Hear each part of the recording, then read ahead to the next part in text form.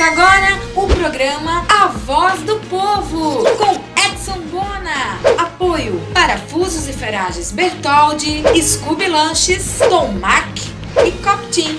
E você que assiste pelo YouTube, não se esqueça de dar aquele like, se inscrever no canal e acionar o sininho. E pelo Facebook e Instagram, deixar seu like e compartilhar.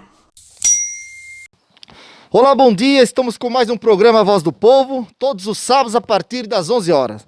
E nesta manhã, tenho a alegria de poder conversar com o senhor Inácio Fiamucini, ele que é agente aposentado da Receita Federal, e vem conversar hoje, nesta manhã, um pouco com você sobre imposto de renda. Bom dia, Inácio, tudo bem com você?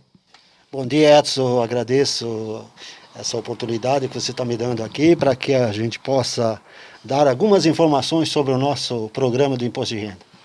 Muito obrigado. Então, Inácio, desde já agradeço pela sua parte, dar a entrevista aqui na Voz do Povo. Pois bem, senhor Inácio, quem está obrigado a entregar a declaração neste ano de 2021? Ok, Edson. Bom, é o seguinte, há muitos anos a Receita Federal não vem retificando a obrigatoriedade da apresentação da declaração, né? Esse ano tem apenas uma novidade, né? Então, Edson, o contribuinte que recebeu acima de R$ 28.559,70 é um item que obriga a apresentação da declaração. Na verdade, são 8 itens que obriguem o contribuinte a fazer a declaração. O segundo item se chama rendimentos isentos ou rendimentos tributados exclusivamente na fonte. Então, a pessoa que recebeu acima de R$ 40.000, o que é rendimento isento? No caso de um saque de um fundo de garantia.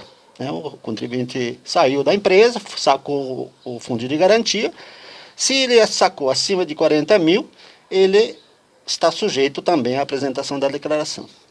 Rendimentos tributados exclusivamente na fonte são outros rendimentos que é enquadrado na lei, né? Venda de bens e direitos, vamos supor, se você tem uma casa, um apartamento, um terreno, que em 2020 resultou ganho de capital. O que é ganho de capital? O ganho de capital, ele arca sobre a venda de qualquer bem patrimonial do contribuinte. Um exemplo, se você fez uma venda acima de R$ 35.000 por mês, né, você já começa a fazer cálculo para ver se você atingiu o ganho de capital ou não. Então, a partir do imóvel, a venda do imóvel acima de R$ 35.000, você já se enquadra na obrigação de entrega da declaração de imposto de renda. Posses e bens acima de R$ 300.000. Então, aqui tem uma pequena dúvida que a maioria das entrevistas que eu ouço, eles não identificam. Posse de bens acima de R$ 300.000. O que é R$ 300.000? É o valor que vale hoje? Vamos supor, minha casa aqui, é o valor de hoje ou é o valor que eu investi nela? Então, você sempre tem que levar em consideração aqui o valor desembolsado. Então, se você tem um apartamento que você comprou há 20 anos, e esse apartamento ele custou R$ 50.000, para fins desses R$ 300.000 aqui, o que vale é o valor de aquisição, certo? R$ 50.000. R$ 50.000. Então, somando todos os bens, valores desembolsados na compra desses bens, superou R$ 300.000, você também se obriga a fazer a declaração. Passou a ser residente e ficou nesta condição 31 de 12 de 2020. Então, é um estrangeiro que chegou no Brasil, um exemplo, e começou a trabalhar com carteira assinada. Já se tornou residente naquele dia. Entende? Se ele ficou com mais de 184 dias, também é um residente. Então, também se obriga a fazer essa declaração. A atividade rural, o nosso agricultor, que teve uma receita bruta acima de R$ 142.798,50, o que queira compensar prejuízo em anos anteriores. Então, o agricultor que teve uma receita acima de 142 mil, também ele é um contribuinte na obrigação da apresentação da declaração. Optou pela isenção de venda de imóveis residenciais no prazo de 180 dias. Um exemplo, a lei ela dá a faculdade de você vender um bem, uma casa, vamos supor, que você não gosta mais de morar naquele local, você vende aquela casa para comprar na outra rua, um exemplo. Então você pode vender essa tua casa e em 180 dias você pegar esse produto, né, esse somatório da venda e aplicar nessa nova compra. Você tem um prazo de 180 dias, a lei te dá 180 dias para você fazer essa compra sem nenhuma tributação. Se você não fizer, você vai ser atingido pelo ganho de capital. Então, passou dos 180 dias, você vai ter que começar a fazer cálculo para saber quanto imposto de renda você iria pagar sobre essa venda, certo? Um outro item que obriga a pessoa é receber o rendimento tributável acima de R$ 22.847,70. Essa é uma novidade. E o auxílio emergencial. Então, uma pessoa que recebeu o auxílio emergencial, tá, qualquer valor, certo? Mas, e que teve um rendimento tributável acima de R$ 22.847,76, deve também apresentar a declaração de imposto de renda. Então, seriam esses 8 itens, né, que obriga o contribuinte a fazer a declaração. O Edson, na verdade, o imposto de renda, eu sempre gosto sempre de conversar nas minhas palestras para os alunos e dizer o seguinte, que o imposto de renda, na verdade, não é só agora, março e abril, né, que vai ser prorrogado, provavelmente, parece que o Senado ontem aprovou a prorrogação para 31 de julho desse ano por causa da pandemia, certo? Mas o imposto de renda, na verdade, não é só essa época, não. Porque, na verdade, essa época, o que é? É uma prestação de conta que o contribuinte tem que fazer referente a 1º de janeiro a 31 de dezembro de 2020. O fato gerador já ocorreu. Então, na verdade, eu sempre chamo a atenção que o imposto de renda é todo dia. Qualquer negócio que você fizer na tua vida financeira, você já é um motivo de começar a pensar no imposto de renda. Um exemplo, comprou um imóvel, vendeu um imóvel, opa, o imposto de renda está aí. E o problema é que se você deixar para o ano seguinte, você pode incorrer em encargos. Então, o caso do ganho de capital. Você vendeu em janeiro, você vendeu em maio do ano passado uma casa, e você não usou esse produto para a compra de uma outra casa residencial, que você estaria sujeito a isenção nesse caso, no prazo de 6 meses, você estaria sujeito ao ganho de capital. E quando é que esse ganho de capital tem que ser? Agora? Não. Esse ganho de capital, se foi em maio, o fato gerador, a venda do imóvel, você tinha que recolher em junho, mês seguinte, certo? E agora, se você não fez lá, você vai ter que fazer agora com acréscimos legais.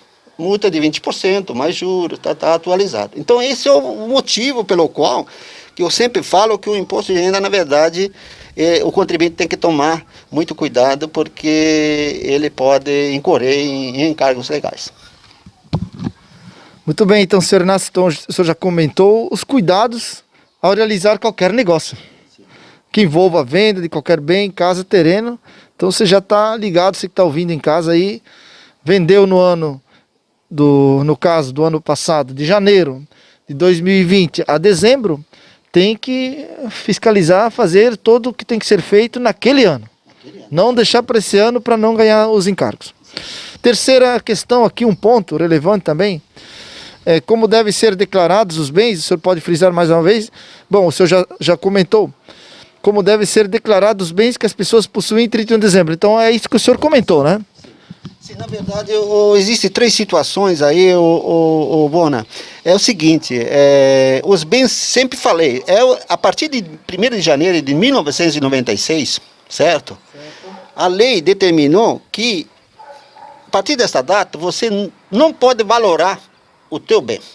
Você vai ter que colocar na tua declaração o valor de aquisição. Se você pagou um terreno 50 mil, em 96, hoje ele continua 50 mil reais, lá na declaração de bens. Se um dia você vai vender, o próprio programa Ganho de Capital, ele vai valorar, através da correção oficial, né, nesse período, até a presente data. Então, o valor não é modificado, certo? O que pode ser modificado em 91, são pequenos detalhes que às vezes o contribuinte não sabe. Em 91, o Imposto de Renda deu a oportunidade para todos os contribuintes brasileiros a atualizar os seus valores pelo valor de mercado. Então você tinha um apartamento, só para ter uma ideia, em 91, que custava 5 cruzeiros, que custava, na verdade, 500 mil reais ou 5 milhões de reais, uma coisa nesse sentido. Mas estava lá 5 cruzeiros. O que o governo fez? O que a Receita Federal, através de uma lei, fizeram? Vamos atualizar pelo valor do mercado. Isso em 31 de dezembro de 91. Muitos contribuintes deixaram perderam essa oportunidade, porque ficaram com o pé atrás, porque ali achava que viria as grandes fortunas, sobre o patrimônio, enfim, deixaram de fazer. E eu vou dizer o seguinte, de quem deixou de fazer, perdeu dinheiro. Por quê? Quem estava obrigado a fazer nessa época, era obrigado a fazer, valorar pelo valor do mercado. Quem não fez, hoje, ele tem que atualizar esses valores pelo valor da correção oficial.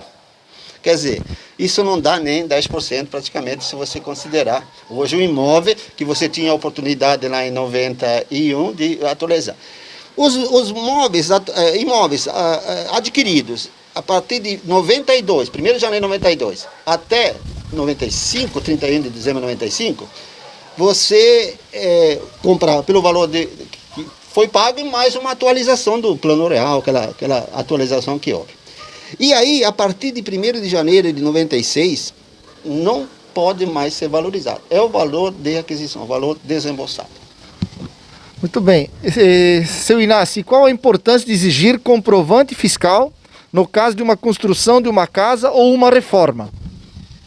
O Edson, eu sempre chamo a atenção que isso é muito importante, porque se você não fizer isso, Edson, você vai acabar pagando o imposto de renda, não só o teu, mas da pessoa que fez o serviço para você, ou a pessoa do produto que você colocou na tua construção. Um exemplo, se você pagar um pedreiro aí, uma empresa, e você não pegar o seu devido documento fiscal, você não tem o valor que vai incorporar a diferença, porque qual é o valor que você vai calcular do imposto de renda sobre um bem imóvel? É o valor de aquisição, o custo dele, certo?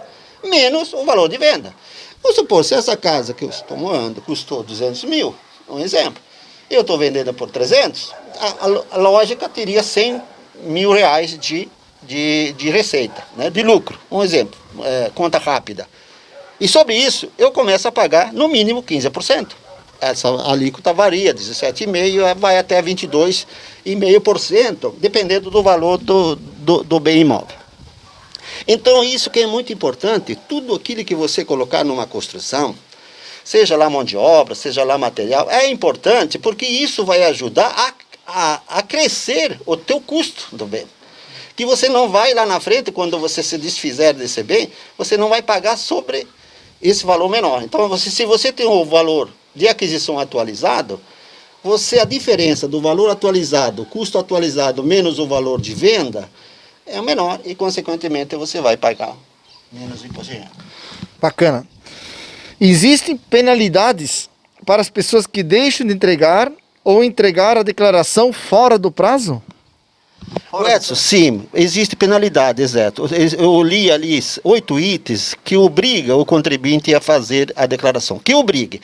Mas não é porque o contribuinte não se enquadrou que ele não pode apresentar. Ele pode apresentar espontaneamente. Se ele, vamos supor, se ele tiver um imposto a restituir, que houve um desconto na fonte durante o ano de 2020, ele pode apresentar essa declaração para receber essa restituição indevida, certo? Sim. Mas se o contribuinte se enquadrar dentro dessas 8 itens que eu li, ele, não fazendo, primeiro, o mínimo que ele vai pagar é R$ 165,74 de multa. Essa multa ela poderá ser majorada em até 20%, ou seja, 1% ao mês de atraso, em cima do valor devido. Não é o valor calculado, é o valor devido. Então, antes de deduzir o teu IR-fonte, todos os incentivos, certo? Você vai calcular 1% cada mês de atraso sobre aquele valor, o máximo até 20%. Então, a responsabilidade de se andar na linha, né, Inácio? Sim, existem condições da Receita Federal. Na verdade, a Receita Federal já tem a tua declaração praticamente no sistema, certo?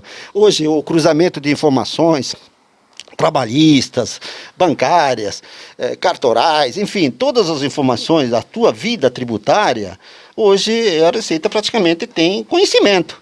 O que a Receita está fazendo hoje, na verdade, é aguardando a tua declaração para saber se aquela declaração que você apresentou está mais ou menos dentro dos parâmetros daquilo que a Receita tem.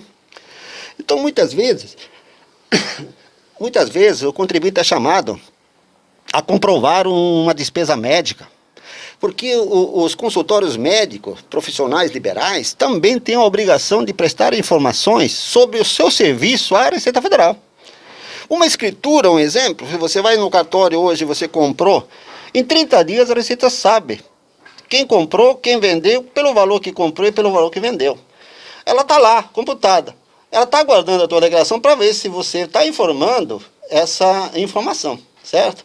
Se você não informar, você pode estar sujeito a ser chamado para fazer algum esclarecimento. E através de notificação fiscal, certo? E aí você não tem mais a liberdade de, a partir da hora que a Receita chegou antes, você não tem mais a liberdade de espontaneamente retificar a tua declaração. Porque você apresentou a declaração, pode ser que houve erro, e você tem um prazo até de 1 ano, ou até que a Receita chegue com a notificação, de fazer a retificação e fazer aquela correção. Claro, você vai ter que, se você deixou de tributar um rendimento lá atrás, você tem que fazer isso hoje, pagando os acréscimos legais desde a época, certo? Mas você tem a oportunidade de fazer. A penalidade nesse caso, quando espontaneamente você faz, é menor, é o máximo 20% de multa. Se o fisco chegar antes, você não tem mais a chance de fazer essa retificação. E, consequentemente, essa multa de 20%, ela vai passar para, no mínimo, 75%, sobre o valor corrigido. Meu Deus, 75%.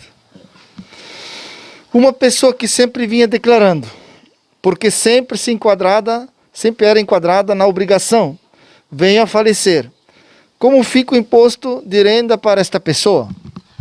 O Edson, isso é muito importante também, porque acha que a vida tributária de qualquer pessoa, ela termina com o falecimento, mas não é isso.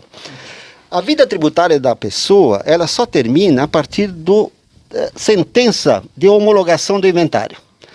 Então, até lá, ele faleceu, a pessoa responsável, viúva, o herdeiro, ou seja, lá o inventariante, nesse caso, ele é obrigado a dar continuidade de fazer a declaração até o final do inventário. Então, nesse caso, ele não fazendo, ele também está sujeito. A pessoa morta, tu vê, olha só. Inclusive o falecido está sujeito à declaração, sim, claro que está. Mas claro que ele não vai poder entregar, mas alguém vai entregar essa declaração, dar essas informações para a Receita Federal para saber.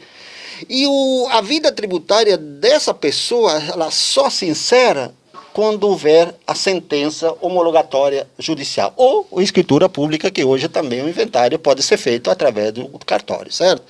Então, a partir daí, os bens serão transferidos para filhos A, B ou C, entende? E aí se encerra o inventário daquele de cujo.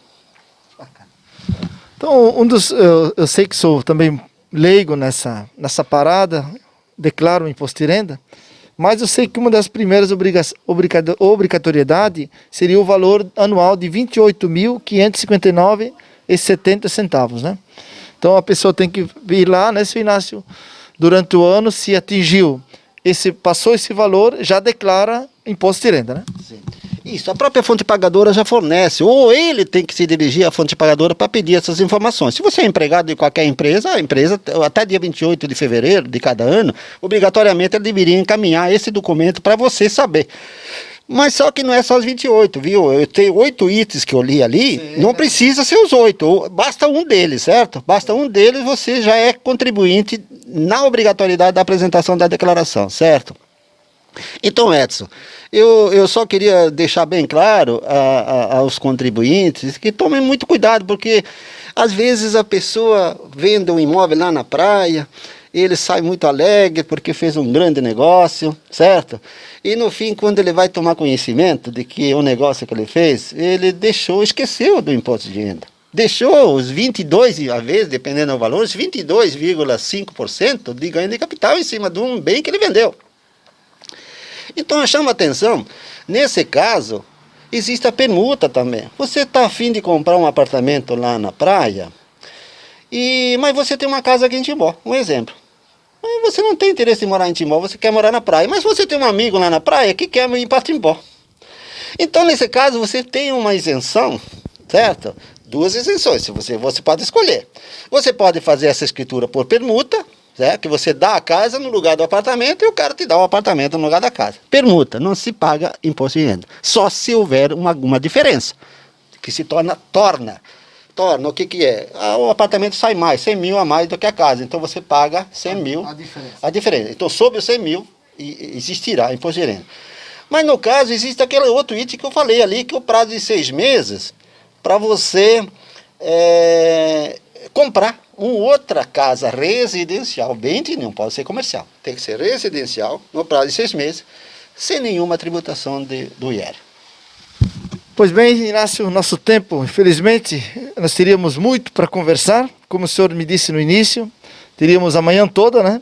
Sim. Mas agradeço pelas informações, as pessoas que acompanham só neste momento, mas poderá ver na íntegra todas as informações que o senhor Inácio Fiamucini nos passou aqui.